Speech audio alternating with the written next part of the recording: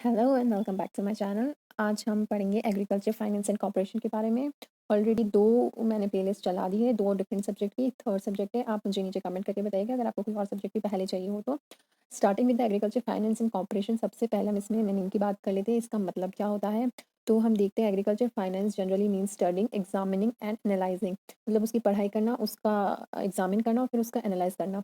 The financial aspects pertaining, pertaining जो Hindi medium को नहीं पता, it means related to farm business which is the core sector of the country. Okay, तो financial aspects की बात करेंगे हम। तो फाइनेंशियल एस्पेक्ट्स क्या होता है, वो होता है कैपिटल रिक्वायर्ड, आपको कितना पैसा चाहिए, किस वे में आप उसको फंड रेज कर सकते हैं और किस पैटर्न में आप उसको रियल यूटिलाइज कर सकते हैं, यही होता है हमारा फाइनेंशियल एस्पेक्ट्स। ओके, म्यूरे ने 1953 में डेफिनेशन दिया था on agriculture finance, that is it is an economic study of borrowing funds, किसी से उधार लेना या फार्मर के थ्रू उधार लेना funds of the organisation and operation of farm leading agency and of societies interest in credit for agriculture. Okay, credit मतलब जो पैसे हमारे पास आते हैं, that is credit, and debit जो जाते हैं।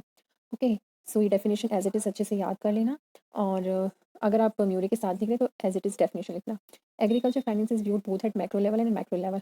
मैक्रो टर्म से ही दिखता है, मैक्रो मतलब लार्ज, लार्ज मतलब होल। ओके, मतलब पूरा, जिसमें हम पूरा फाइनेंशियली डिस्कस करते हैं, that is come under macro level.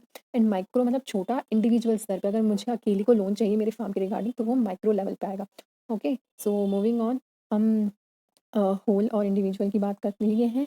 अब इसके आगे हमारा नेक्स्ट टॉपिक है, इस अबाउट दी स्कोप। स्कोप में भी सेम चीज़ है, micro level and macro level.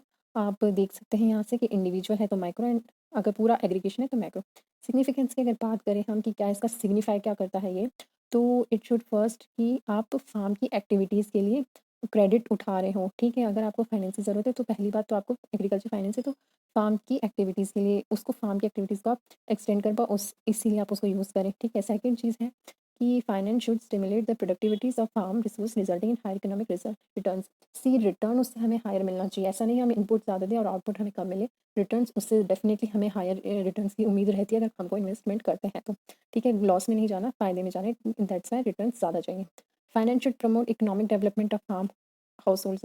Okay, जो अब हाउस होल्ड मेन जो एक इंडिविजुअल फार्म का हम देखें तो फार्मर का, इंडिविजुअल का इकोनॉमिक स्टेटस बढ़ना चाहिए। ठीक है, उसका घर परिवार सही से चले, ये कोशिश रहती है।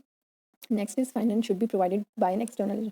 सी हम क्या होता है कि ज़्यादातर लोग एग्रीकल्चर में पुअर ही रहते हैं और आसपास अपने रिलेटिव्स वगैरह से मांगते हैं, बट ऐसा नहीं होना चाहिए। एक्सटर्नल एनर्जी लाइक बैंक्स वगैरह से हम मांगे, सो दैट हमारा बैकवर्ड, क्योंकि हम इतने पिछड़े हुए हैं, फार्मर्स इतने पिछड़े हुए हैं कि वो एक लिंक प्रोवाइड कर सके हमारी ओवरऑल इकोनॉमिक डेवलपमेंट में। ओके, सो लास्ट पॉइंट यही है, finance should be provided by an external agency for strengthening the backward and forward linkages with countries economic development.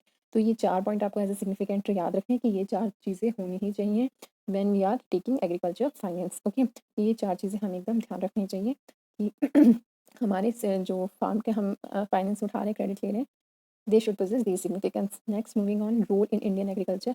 Indian agriculture में क्या एग्रीकल्चर फाइनेंस का योगदान है। पहली बात तो है availability of credit. Okay, of course सब कुछ क्रेडिट के लिए हो रहा है फाइनेंस में, तो क्रेडिट तो पैसे तो होने ही मिलने ही चाहिए। Second is application of technology in agriculture. See day by day जैसे जैसे टेक्नोलॉजी इंक्रीज़ होती जा रही है, मॉडर्न होता जा रहा है हमारा country, as all know that India is a developing country, धीरे धीरे वो डेवलप होती जा रही है। जो टेक्नोलॉजी इंक्रीज़ हो रही है, जो फार्म में हम टेक्नोलॉजी मशीनरीज यूज़ कर सकते हैं, उसके लिए प्रॉपर फंड रेज होना चाहिए, प्रॉपर पैसे होने चाहिए। अगर आप लेटेस्ट मॉडर्न मशीनरीज रखना चाहते हैं तो आपके पास इनफ पैसा होना चाहिए।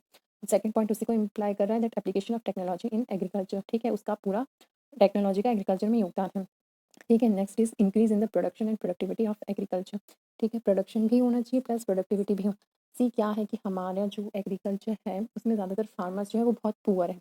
ओके, और प्रॉब्लम ये है कि 70 to 80% जो फार्मर्स है वो इलिटरेट है, पढ़े लिखे नहीं है, तो उन्हें पता ही नहीं रहता कि हमें कहाँ से पैसा रेज़ करना है। तो वो लोग क्या करते हैं, रिलेटिव से माँग लिया या लैंडलॉर्ड से माँग लिया या किसी आप एग्रीकल्चर मनी लेंडर से माँग लिए, तो वो सब आपको एक फार्मर को एक्सप्लॉइट करते हैं, उनको प्रॉपर उनका पैसा नहीं प्रोवाइड करते हैं। ठीक है, तो बहुत ज़्यादा ज़रूरत है एग्रीकल्चर फील्ड में एग्रीकल्चर फाइनेंस की, एक गवर्नमेंटल एजेंसी हो जो फार्मर्स को एक्सप्लॉइट ना करे और उनको मदद करे उनके हायर प्रोडक्शन और प्रोडक्टिविटी रेज़ करने में। ठीक है, इससे उनकी फार्मर की इनकम भी रेज़ होती है, प्लस उनका जो स्टैंडर्ड ऑफ लिविंग है वो भी डे बाय डे बेटर होता जाता है, अगर उनके पास ज़्यादा पैसा है जो उनको कम इंटरेस्ट पे ज़्यादा पैसे दे पाए। जो ये लैंडलॉर्ड्स होते हैं ये सब बहुत ज़्यादा उनसे इंटरेस्ट लेके उनको एक्सप्लॉइट करते हैं।